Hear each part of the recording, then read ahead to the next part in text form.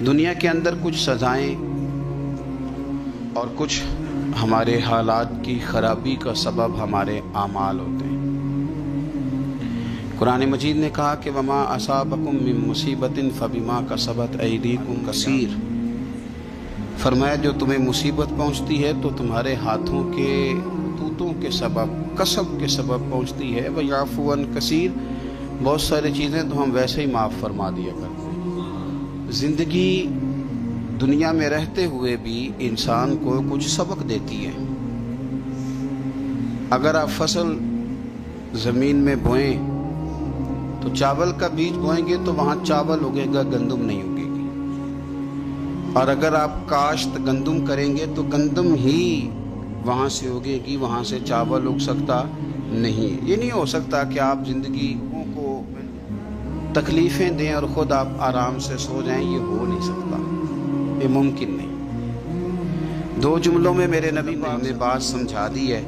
اللہ کے رسول صلی اللہ علیہ وسلم نے فرمایا کہ تم اللہ کے بندوں پہ رحم کرو، اللہ تمہارے اوپر رحم فرمائے گا۔ بندوں کے بارے میں بندوں کا رویہ سخت ہو، اس کا لہجہ رب کریم کے بندوں کے بارے میں تلخ ہو، اس کے دل میں رحم کے، کرم کے میٹھے جذبات ہی نہ سرے سے ہو، کہے کہ میرے بارے میں نرمی کی جائے، تو یہ ہو نہیں سکتا، یہ ممکن نہیں ہے۔ کیا کرتے ہیں ہم؟ اپنے تھوڑی دیر کے سکون کے لیے تکلیف میں مبتلا کرتے ہیں۔ بلکہ بعض لوگ تو ایسے ہیں جو دوسروں کو مصیبت میں دیکھ کر خوش ہوتے ہیں، ان کو قلبی راحت نصیب ہوتی ہے۔ کسی شخص کو مشکل میں دیکھتے ہیں، پریشانی میں دیکھتے ہیں، انہیں سکون میسر آتا ہے۔ اور میں نے دیکھا ہے کہ بغلے بجاتے ہیں اور وہ باقاعدہ دلائل دیکھے ہیں، دیکھا نا ہمارے ساتھ ایسے کرتا تھا تو آج اس کا کیا حال ہو گیا ہے۔ باقاعدہ لوگ یہ کام کرتے ہیں، وہ ہمارے درویش ہونے اپنے رنگ میں بھی ہمیں بڑے مسئلے سمجھائے ہیں، پر اللہ کرے ہماری سمجھ میں بات آئے۔ اللہ کے بندوں نے نا سادی کر کے باتیں، سادی کر کے اور نرم کر کے اور طبیعت کے مطابق ہمارے ذہنوں میں اتارنے کی کوشش کی ہے۔ اگر ہماری سمجھ میں آئے، دیکھیں نا دشمن مرے تو خوشی نہ کریے، دلیل کیا ہے کہ سجنا بھی تو مر جانا ہے نا، کہ دشمن مر گیا تو دوست نہیں مرے گا۔ تو کس طرح سادہ کر کے اور عام فہم کر کے اور کے بعد سمجھاتے ہیں، کہتے ہیں کس بات کا چاؤ کر رہے تو دشمن مرے خوشی نہ کریے، سجنا بھی مر جانا ہے، دیگر تے دن آیا ہے محمد اوڑک نو ڈوب جانا ہے۔ یہ تو کس چکر میں تو پڑا ہوا ہے؟ ترمذی شریف حضرت واصلہ بن اسکے رضی اللہ تعالیٰ عنہ حدیث کے راوی ہیں، یہ حدیث ضرور یاد رکھیے گا۔ میرے نبی پاک صلی اللہ تعالیٰ علیہ وسلم نے فرمایا اپنے بھائی کو مصیبت میں دیکھ کے خوشی کا اظہار نہ کرو، اسے تکلیف میں دیکھ کر کبھی خوشی کا اظہار نہ کرو، فرماتے ہیں اللہ اس پر رحم کر دے گا اور تمہیں اس مصیبت میں مبتلا کر دے گا۔ کبھی بھی دشمن مرے تو کدے خوشی نہ کریں، کیونکہ سجنا بھی تو مر جانا ہے۔ کبھی اپنے بھائی کو مصیبت میں دیکھ کر، آپ یقین کریں کہ میں نے دیکھا ہے کہ بھابھی کا خاندان کسی تکلیف میں آ گیا ہے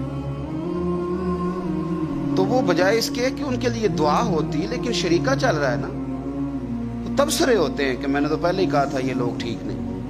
یہ با مروت، با اخلاق اور وفادار لوگوں کا یہ رویہ ہی نہیں ہوتا۔ وہ تو گہرا دشمن بھی ہو، گہرا، اس کے بارے میں بھی دیکھیں نا میرے نبی پاک صلی اللہ تعالیٰ علیہ وآلہ وسلم کافروں اور منافقوں پر نرم دل نہیں تھے، ان کے بارے میں بھی حضور دعائیں کرتے تھے کہ اللہ انہیں خیر کی توفیق عطا فرما۔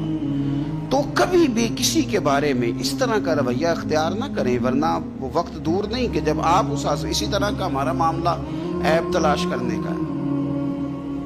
میں کس طرح کھول کے آپ کو یہ بات عرض کروں کہ لوگوں کا دل کرتا ہے کہ ہمیں خوبیاں نہیں کم ٹٹولتے ہیں کہ تو وہاں نہیں جاتا، تو جاتا تھا تو اب کیوں نہیں جاتا، اور تو اگر جاتا ہے تو پھر تو کوئی کہانی سنا، کوئی بات چھیڑ۔ یہ ہمارا مزاج ہے، ہم چاہتے ہیں، میرے رب نے ہمیں محدود بنایا ہے، ہم لامحدود کیوں ہوتے ہیں؟ اللہ نے ہمارے اوپر رحم فرمایا ہے کہ ہمیں دیوار کے پیچھے نظر نہیں آتا، یہ اس نے کرم فرمایا۔ اگر ہمیں نظر آتا ہوتا تو کتنے پردے کھل جاتے، اور بہت ساری چیزیں جو پردوں میں رہنی چاہیے تھیں وہ پردوں میں نہ رہتی ہے. اس نے کرم فرمایا ہے کہ ہمیں دیوار کے پیچھے نہیں سنتا, اس کو کرم سمجھو, پردے نہ کھولو. اگر ہمیں یہ خبر ہوتی کہ سامنے کیا ہے تو بہت سارے ہمارے معاملات خراب ہو جاتے. اس کا شکر ہے, اس کا کرم ہے. یہی بہتر ہے کہ پردوں میں وہ پردہ پوش رہے, اور وہ اگر پردے اٹھا دے تو کسے ہوش رہے. نبی پاک صلی اللہ علیہ وسلم کے صحابی حضرت سعید بن زید رضی اللہ تعالی اور عشرہ مبشرہ صحابی حضرت عمر کے بہنوئی ہیں, اور یہ حوالہ میں آپ کو مسلم شریف سے عرض کر رہا ہوں. حضرت سعید بن زید رضی اللہ تعالیٰ عنہ وہ خوبصورت آدمی ہیں جنہیں دنیا میں چلتے پھرتے میرے نبی پاک نے جنت کی بشارت عطا فرمائی. بندے کا قد کاٹ دیکھیں کہ جنتی بندہ, یعنی اتنا اعتماد فرمائے. اس کے بعد والے آخری دم تک کے اعمال پر بھی میں جانتا ہوں یہ جنتیوں والے کام کرے گا. اتنا بڑا آدمی, لیکن ایک عورت نے آ کے جھگڑا شروع کر دیا. اربا اس عورت کا نام تھا. اسے آ کے حضرت سعید بن زید سے جھگڑا شروع کیا کہ یہ جو مکان ہے نا آپ کا, اس میں اتنی جگہ میری ہے. مجھے آپ بتائیں, ایک شریف آدمی سے عورت جھگڑا کرے تو بندہ جواب میں کچھ کر سکتا ہے؟ اب میری بات کو سمجھیں. آپ شریفوں کی مجبوریاں تو سمجھیں کتنی زیادہ ہیں. بھئی ایک عورت آ گئی, اس نے دعویٰ کر دیا, اب بلا وجہ انسان کٹہرے میں کھڑا ہو جاتا ہے.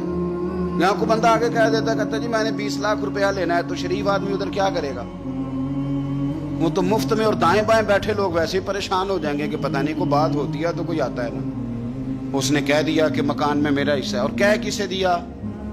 اسے جن کے اعمال کے صحیح ہونے کی گواہی مدینے والے رسول نے عطا فرمائی.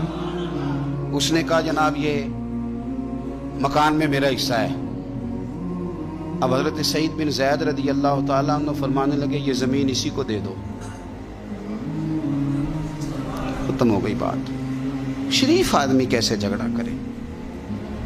اب میں آپ کو ایک بات بتاؤں, اگر اس طرح بھی بندہ کر دے تو باتیں پھر بھی ہوتی ہیں. لوگ کہتے ہیں بلا وجہ تو نہیں نہ دے دی, ایسے تو نہیں نہ کوئی دے دیتا 4 مرلے, او بھائی ایسے تو نہیں نا. فوراً فرمایا حضرت سعید بن زید, فرمایا دے دو اسے. تو آپ کے اہل خانہ کہنے لگے حضور جب آپ اسے کیوں دے رہے ہیں؟ فرمایا تم دے دو. میرے نبی پاک صلی اللہ علیہ وسلم نے فرمایا جس نے ایک بالشت سے قبضہ کیا, اللہ قیامت کے دن 7 زمینوں کا توق بنا کے اس کے گلے میں ڈال دے. فرمایا اٹھانے دو اسے توق, اسے اٹھانے دو. اور ایک حدیث میں فرمایا 7 زمینوں میں دھنسا دے گا اللہ اسے اٹھانے دو, دے دو. لیکن تکلیف تو ہوتی ہے نا. اب یہ نہیں ہے کہ کہاں سے اتنا حوصلہ بندہ کرے, دل تو ٹوٹ جاتا ہے نا کہ یار میرے اوپر اس طرح الزام لگانا, اور اس طرح کسی شخص کے بارے میں وہ بندہ جس نے زندگی تقوی میں گزار دی اس پر اتنا گھنونا الزام لگا دینا. اب حضرت سعید بن زید نے نا لوگوں کو کہہ دیا دے دو, لیکن جب تنہا گئے تو دل ٹوٹا ہوا تھا, کلیجہ پھٹا ہوا تھا, طبیعت پریشان تھی. ہاتھ اٹھائے, کہا اللہ سچائیاں بھی تو جانتا ہے, جھوٹ بھی تو جانتا ہے, ظاہر چیزوں کو بھی تو جانتا ہے, چھپی ہوئی کو بھی تو جانتا ہے. اللہ اگر یہ جھوٹی ہے تو اسے اندھا کر دے, اور اللہ یہ جو زمین اس نے مجھ سے لی ہے نا پھر اس میں اس کی قبر بنا دے. بعض شارحین نے لکھا ہے کہ حضرت سعید بن زید تو پہلے وصال کر گئے, لیکن وہ عورت زمین تو لے لی, گھر میں رہتی تھی پر اندھی ہو کے رہتی تھی, ڈھونڈتی پھرتی تھی, دائیں بائیں جاتی تھی. تو لوگ اسے کہتے تھے کیا بنا؟ کہنے لگے کچھ نہ پوچھو, مجھے سعید بن زید کی دعا لگ گئی, مجھے لگ گئی. تڑپتی تھی, روتی تھی. کنواں کھدوایا ہوا تھا, امیر لوگوں نے گھر میں کنواں کھدوایا ہوا تھا, تو یوں لگتا ہے کہ پانی بھی کوئی نہیں پلاتا تھا, کوئی نواسا نواسی پوتا پوتی بھی قریب نہیں آتا تھا. پانی پینے کے لیے کنویں میں گئی تو اندر ڈوب کے مر گئی. اس کا گھر ہی اس کی قبر بن گیا. دیکھیں نا, لوگ اس وقت سمجھ رہے ہوتے ہیں کہ جناب دیکھا نا میرا پتہ چل گیا. ہنس رہے ہوتے ہیں کہ دیکھا میں نے کتنا رسوا کر دیا, دیکھا پھر فلانا کتنی منتیں کر رہا تھا, دیکھا. اور تمہیں پتہ نہیں, تم کیا سمجھتے ہو کہ جس کو تم نے رسوا کرنا چاہا اس کا کسی جو ہے وہ وزیر مشیر اور بڑے آدمی سے تعلق نہیں تھا تو وہ تمہارے ہتھے چڑھ گیا. یاد رکھنا اگر اس کا وزیروں مشیروں سے تعلق نہیں نا غریب کا, تو اللہ ولی الذین آمنوا, اللہ تو وارث ہے کہ نہیں مومنوں کا؟ اللہ تو وارث ہے کہ نہیں مومنوں کا؟ نبی پاک تو والی ہیں کہ نہیں اپنی امت کے؟ تو تم کس طرح سمجھتے ہو کہ بندہ او وارث شاہ مان کری نہ وارثہ دا، رب بے وارثہ کر کے مار دائی۔ تو ہم جب چل رہے ہوتے ہیں نا تو پھر تو ہماری قد کاٹ کا کون مقابلہ کرے، اور جب ہم چڑھ جائیں ہوا کے گھوڑے تو پھر کون ہمارا رخ پھیرے۔ لیکن یاد رکھنا ایک قتل کرنے والی ذات ہے، جب لگامیں کھینچتی ہے تو پھر لوگوں کو کوئی چارہ، اپنی زندگی کے اندر کبھی بھی کوئی کام ایسا نہ کریں، کبھی بھی۔ آگے بڑھتا ہوں۔ بصرے کا گورنر حجاج بن یوسف بڑا ظالم آدمی تھا، تو حضرت سعید اللہ تعالیٰ عنہ ایک تابعی بزرگ تھے، تو آپ نہ اس کے غلط کاموں پہ اسے ٹوکا کرتے تھے۔ ہمارا یہ مسئلہ ہوتا ہے کہ جب ہمیں کوئی ٹوکتا ہے تو ہمیں ضد چڑھتی ہے، یہ نہیں دیکھتے کہ میں پہلے دیکھ لوں میری کہیں کوتاہی پہ تو نہیں ٹوک رہا۔ وہ ظالم تھا، آپ اسے ٹوکتے تھے۔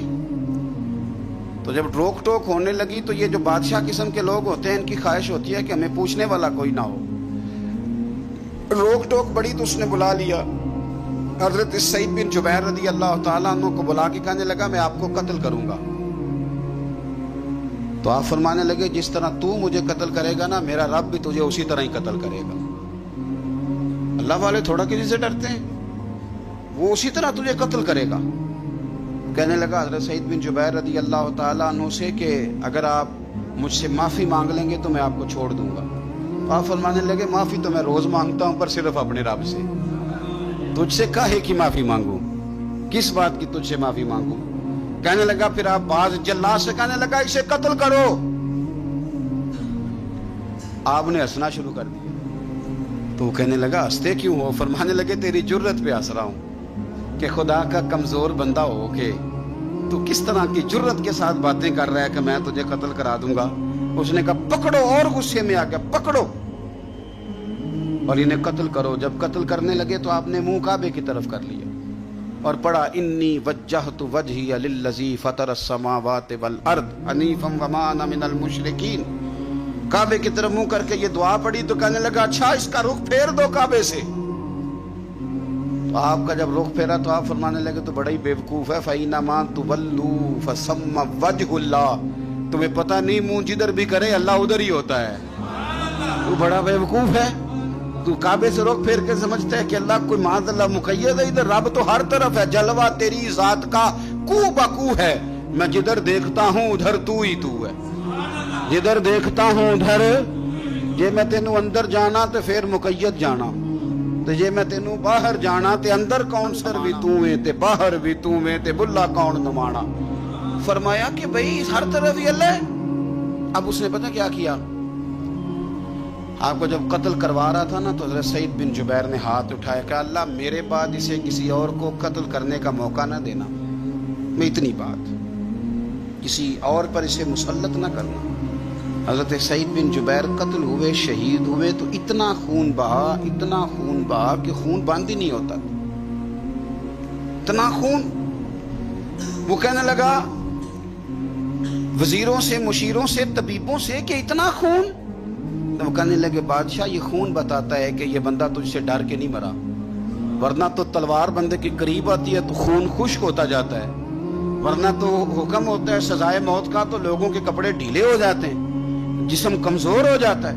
یہ بندہ نہ ڈر تھا، اس لیے اتنا اس کا خون نکلا ہے کہ اسے کوئی ڈر نہیں تھا۔ حضرت سعید بن جبیر کو قتل کرنے کے بعد نا حجاج بن یوسف 15 دن زندہ رہا ہے، صرف 15 دن۔ کینسر ہو گیا پیٹ میں، اتنی تکلیف ہوئی کہ جس بیماری کو آج آپ کینسر کہتے ہیں کہ کسی کی سمجھ میں نہیں آتا تھا۔ طبیب گوشت کی بوٹی ڈالتا تھا دھاگے کے ساتھ پیٹ میں، تو باہر آتی تھی تو وہ گل سڑ کے باہر نکلتی تھی، اس کے کمرے میں نہیں جاتے تھے۔ او یارو، ظلم کرتے ہوئے لوگ سوچتے نہیں کہ اس کا حساب کتنا بھیانک ہوگا۔ رات کو چیخ مار کے اٹھتا، گھر والے کہتے تجھے کیا ہوا؟ وہ کہتا تھا جب بھی میں سوتا ہوں تو سعید بن جبیر میری خواب میں آتے اور میری ٹانگ پکڑ کے گھسیٹتے ہیں تو میری آنکھیں کھل جاتی ہیں، یہ جو بددعائیں ہیں یہ تمہارے بستر تک تمہارا پیچھا کرتی ہیں، یہ نیندوں میں سوراخ کر دیتی۔ لوگ کہتے ہیں پتہ نہیں کیا بات ہے، سویا نہیں جاتا، تو میں کہتا ہوں پتہ کر لو، شاید کو بات نکل ہی آئے۔ वक्त कर लो, देख लो, गौर कर लो, तवज्जो कर लो, शायद को बात निकल आए। अगर निकल आए ना तो फिर तौबा कर लो, और अगर निकल आए तो फिर माफी मांग लो, अगर निकल आए तो फिर अल्लाह से डर जाओ, अगर निकल आए तो फिर एहतियात कर जाओ। लेकिन बातें निकलने पर भी हम मानने को तैयार है, तो ये मत समझे कि जब इंसान जुल्म करेगा तो वो चैन की नींद सोएगा। ये हो सकता, जैसा करोगे फिर वैसा, जैसा करोगे फिर वैसा